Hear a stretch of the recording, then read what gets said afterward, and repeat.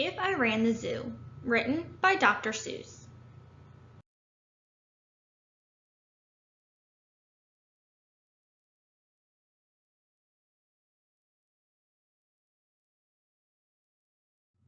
It's a pretty good zoo, said young Gerald McGrew, and the fellow who runs it seems proud of it too. But if I ran the zoo, said young Gerald McGrew, I'd make a few changes. That's just what I'd do. The lions and tigers and that kind of stuff they have up here now are not quite good enough. You see things like these in just any old zoo. They're awfully old-fashioned. I want something new. So I'd open each cage, I'd unlock every pen, let the animals go and start over again. And somehow or other, I think I could find some beasts of a much more unusual kind. A four-footed lion's not much of a beast. The one in my zoo will have 10 feet at least, 5 legs on the left and 5 more on the right. Then people will stare and they'll say, "What a sight! This zookeeper, new keeper Gerald's quite keen. That's the gol-darndest lion I have ever seen." My new zoo, McGrew Zoo, will make people talk. My new zoo, McGrew Zoo, will make people gawk at the strangest odd creatures that ever did walk. I'll get for my zoo a new sort of hen, who roosts in another hen's topknot, and then another one roosts in the topknot of his, and another in his, and another in his, and so forth and upward and onward. Gee whiz! But that's just a start. I'll do better than that. They'll see me next day in my zookeeper's hat, coming into my zoo with an elephant cat. They'll be so surprised they'll all swallow their gum. They'll ask when they see my strange animals come, "Where do you suppose he gets things like that from? His animals all have such very odd faces. I'll bet he must hunt them in rather odd places." "And that's what I'll do," said young Gerald McGrew. "If you want to catch beasts you don't see every day, you have to go places quite out of the way. You have to go places no others can get to. You have to get cold, and you have to get wet, too. Up past the North Pole, where the frozen winds squeal, I'll go and I'll hunt in my Skiegelmobile, and bring back a family of what do you know? And that's how my new zoo, McGrew Zoo, will grow.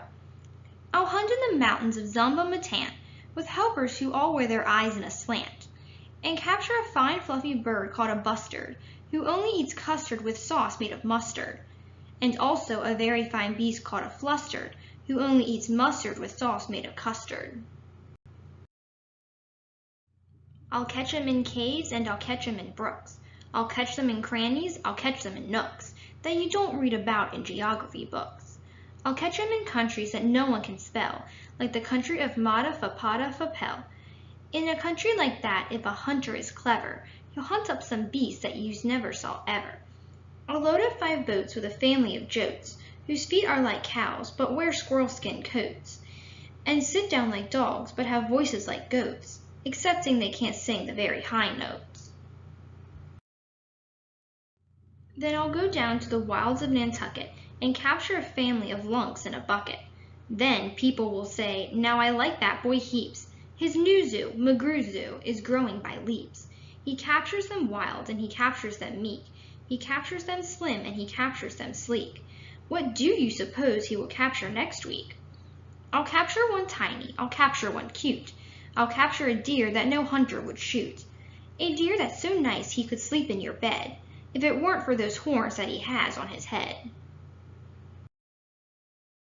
And speaking of horns that are just a bit queer, I'll bring back a very odd family of deer. A father, a mother, 2 sisters, a brother, whose horns are connected from one to the other, whose horns are so mixed they can't tell them apart, can't tell where they end and can't tell where they start. Each deer's mighty puzzled, he's never yet found if his horns are her horns or the other way round. I'll capture them fat, I'll capture them scrawny, I'll capture a stragglefoot Mulliganawny, a high-stepping animal fast as the wind, from the blistering sands of the desert of Zend. This beast is the beast that the brave chieftains ride, when they want to go fast to find some place to hide. A Mulliganawny is fine for my zoo, and so is a chieftain. I'll bring one back too. In the far western part of southeast North Dakota, there's a very fine animal called the Iota. But I'll capture one who is even much finer, in the northeastern west part of South Carolina. When people see him, they will say, "Now by thunder, this new zoo, McGrew Zoo, is really a wonder." Most beasts are quite friendly, but still in some lands, some beasts are too dangerous to catch with bare hands.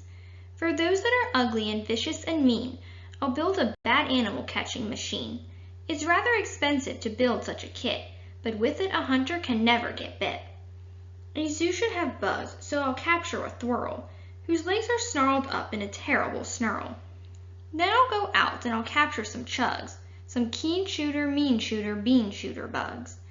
I'll go to the African island of Yurka and bring back a thistle-top tufted mazurka, a kind of canary with quite a tall throat. His neck is so long if he swallows an oat. For breakfast the first day of April, they say, it has to go down such a very long way that it gets to his stomach the 15th of May. I'll bag a big bug who is very surprising, a feller who has a propeller for rising, and zooming around making cross-country hops from Texas to Boston with only 2 stops.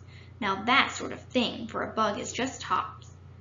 And when I've caught him, the next thing you know, I'll go and I'll capture a wild tic-tac-toe. With X's that win and with zeros that lose, he'll look mighty good in the zoo of McGrew's. I'll bring back a gusset, a gherkin, a gasket, and also a gooch from the wilds of Nantasket. And 8 Persian princes will carry the basket, but what their names are, I don't know, so don't ask it. In a cave in cartoon lives a beast called the Natch, that no other hunter's been able to catch. He's hidden for years in his cave with a pout, and no one's been able to make him come out. But I'll coax him out with a wonderful meal that's cooked by my cooks in my cooker mobile. They'll fix up a dish that is just to his taste, 3 chicken croquettes made of library paste, then sprinkled with peanut shucks, pickled and spiced, then baked at 600 degrees and then iced. It's mighty hard cooking to cook up such feasts, but that's how the new zoo, McGrew Zoo, gets beasts. I'll go to the faraway mountain of Tobsk, near the river of Nobsk, and I'll bring back an Obsk, a sort of a kind of a thingamabobsk, who only eats rhubarb and corn on the cobs. Then people will flock to my zoo in a mobsk. McGrew, they will say, does a wonderful job. He hunts with such vim and he hunts with such vigor. His new zoo, McGrew Zoo, gets bigger and bigger. And speaking of birds, there's a Russian Paluski, whose headski is redski and belly is blueski. I'll get one of them for my zooski McGrewski. Then the whole town will gasp, "Why, this boy never sleeps. No keeper before ever kept what he keeps. There's no telling what that young fellow will do." And then, just to show them, I'll sail to Catrue, and bring back an itch-cutch, a preep, a nurgle, and a prue, a nerd, and a seersucker too. I'll hunt in the jungles of Hipponohungus, and bring back a flock of wild Bipponobungus. The Bipponobungus from Hipponohungus are better than those down in Dipponodungus, and smarter than those out in Nippononungus.